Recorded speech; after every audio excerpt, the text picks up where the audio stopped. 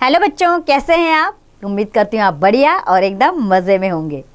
तो आइए बच्चों, आज एक बहुत अच्छी कविता पढ़ेंगे जिसके माध्यम में जानेंगे हम कि एक बालक ने क्या सपना देखा और उसने सपने में क्या सोचा।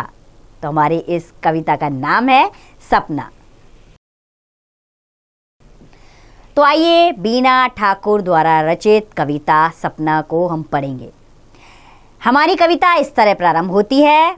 एक दिन देखा मैंने बड़ा ही प्यारा सा एक सपना, ईश्वर ने मुझे दिया है बहुत सा ज्ञान अपना।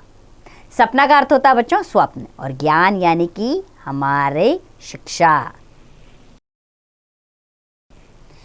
तो एक दिन मैंने क्या देखा, एक बहुत ही प्यारा सा सपना।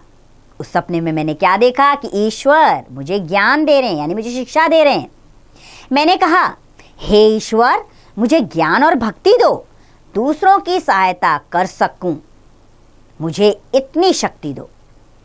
तो मैंने क्या कहा अपने स्वप्न में ईश्वर से कि हे ईश्वर मुझे ज्ञान दो, भक्ति दो, मैं दूसरों की सहायता कर सकूं, मेरे अंदर इतनी शक्ति दो। आँख खुली तो देखा हकीकत नहीं एक सपना था, लेकिन खुश था मैं क्योंकि ज्ञान तो मेरा अपना था। हकीकत यानी कि सब कुछ सामने होना।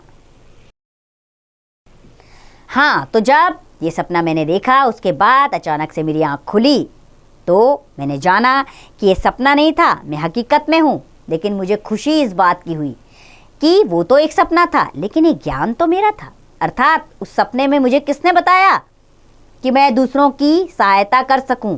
ये ज्ञान यानी कि ये शिक्षा, ये तो मेरे अंदर ही थी। ईश्वर के दर्शन से इतनी शक्ति मुझ में आ गई, वही शक्ति मुझ में भावनाओं की गंगा बहा गई। अर्थात सपने में मैंने ईश्वर को पा लिया। ऐसा लगा ईश्वर को पाकर कि सारी शक्ति, विश्व की सारी शक्ति मेरे अंदर आ गई है और शक्ति और भावनाओं की गंगा सी बह गई है। तभी मैंने संकल्प लिया। शक्ति का अर्थ होता है पावर और भावनाओं का अर्थ होता है आपकी फीलिंग्स। और संकल्प का क्या अर्थ होता है बच्चों? किसी बात को करने का ठान लेना। हाँ, तभी मैंने संकल्प लिया, यह सपना तो पूरा करना है, दूसरों की भलाई कर अपना कर्तव्य निभाना है। कर्तव्य यानी कि जो हमारी ड्यूटीज हैं।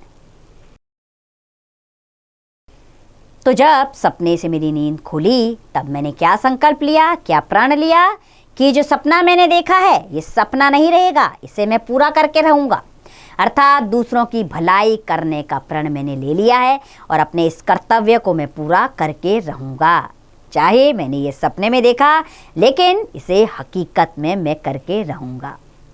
तो बच्चों, मुझे लगता है कि ये कविता आपको पसंद आई होगी, क्योंकि इसमें एक छोटा बालक बहुत बड़ी बड़ी बातें समझा रहा है आपको, और आप भी उसी उम्र में हैं। आप भी इन भावनाओं को समझिए, ऐसे सपने देखिए और उन्हें हकीकत में कीजिए। ईश्वर हमारे पास ही हैं, कहीं दूर नहीं है। दूसरों की सहायता करने से जो अपार खुशी हमें मिलती है वो खुशी किसी और चीज़ में नहीं है। इसे आजमाइएगा ज़रूर। उम्मीद करती हूँ ये कविता आपको पसंद आई होगी। अब इसका अभ्यास कार्य आप स्वयं कीजिए।